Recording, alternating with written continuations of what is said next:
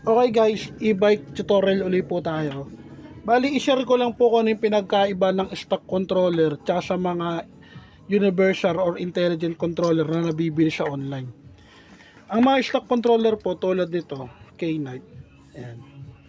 Tsaka itong mga ganitong model. Bali, wala silang self-learning.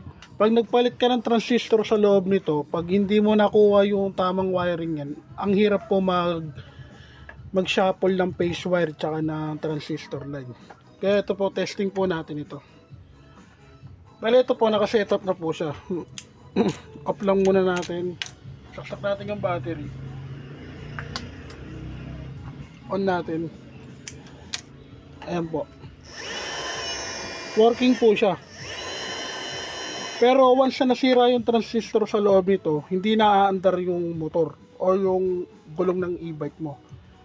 Kasi po, nagbe-base lang ang mga stock controller sa transistor. Tulad po nito, ito yung hall sensor line. Bubunutin ko po siya. Ayan po, hindi na po siya umaandar. Kaya pag sira yung transistor nito sa loob, ay hall sensor sa loob ng motor, hindi aandar yung motor. Kaya iba, nagkakamali ng check. Minsan sasabihin nila sila controller. Pero ang sira lang pala is yung transistor. Pag sa mga stock controller po yun. Tulad itong mga to, tsaka ito. Then testing din natin, pagbalik na rin din natin itong mga phase wire. Hall sensor, balik ko yung hall sensor. On ko. And working siya. Off ko muna. Pagbalik na rin natin, yung green ng phase wire ng controller, lalagay natin sa yellow ng motor. Tapos yung yellow naman sa green. Plug natin yung battery.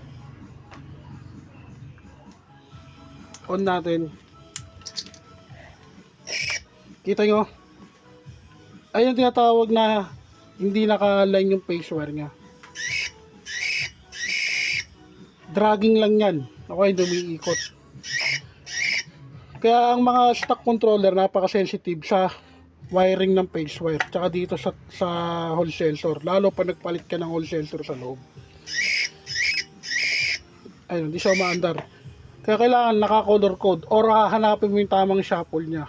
Tulad dito, green, yellow, yellow, green, ayaw umandar. Pero pag nasa color code siya ng yellow sa yellow, green sa green, blue sa blue, umaandar siya. Ngayon, testing naman natin ang mga universal controller or intelligent controller tulad nitong O-Byte. Ayan, testing natin to.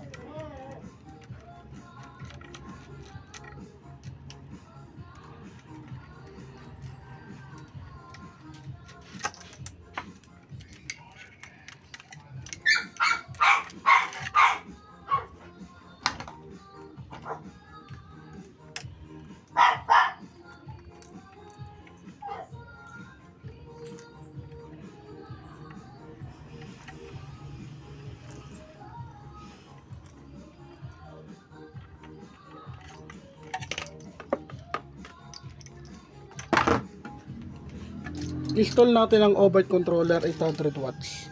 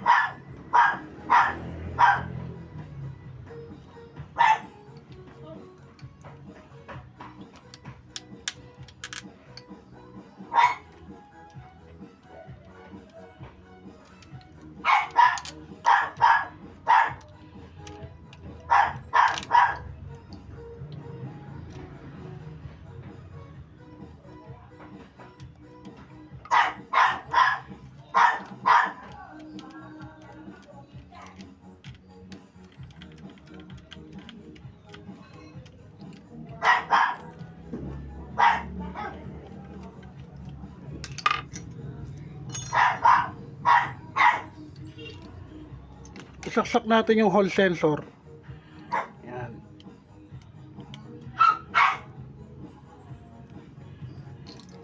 Kapit natin yung throttle.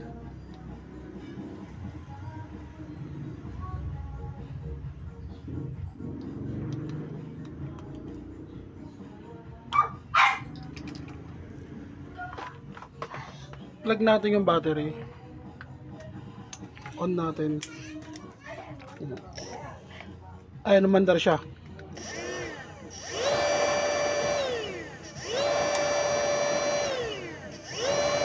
Ngayon, bunutin ko tong hall sensor. Dun sa stock controller, hindi siya gumagana pag nakabunot. Ngayon, sa mga gantong intelligent controller tulad ng O-Byte, kahit bunutin mo yan, or sira yung hall sensor, aandar yung motor. Kaso, ang problema nga lang, ang downside dito, pag sira or wala yung hall sensor, gar-gar yung starting niya or dragging.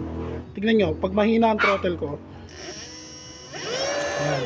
Pag nakabuelo na siya, tsaka gumaganda o nag-i-smooth yung takbo. Ayun o, may dragging siya.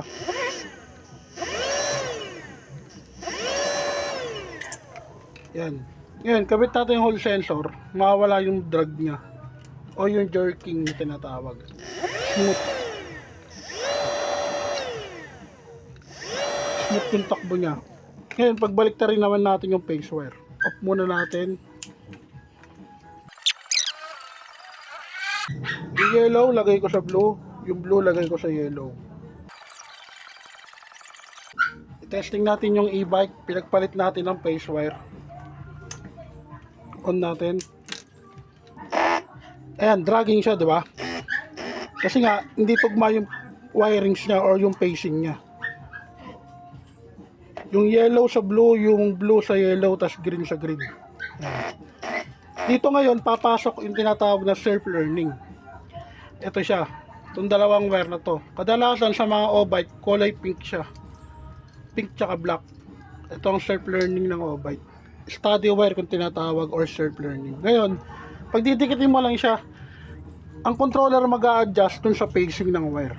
Tingnan nyo.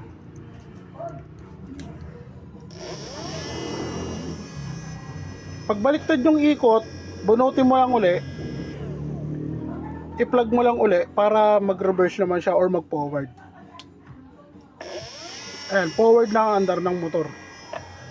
Bunutin natin. I-throttle natin uli. Umandar. Kaya ganun kaganda ang mga intelligent controller or yung mga tinatawag na universal controller tulad ditong O-Byte. Tsaka itong mga nabibili sa online.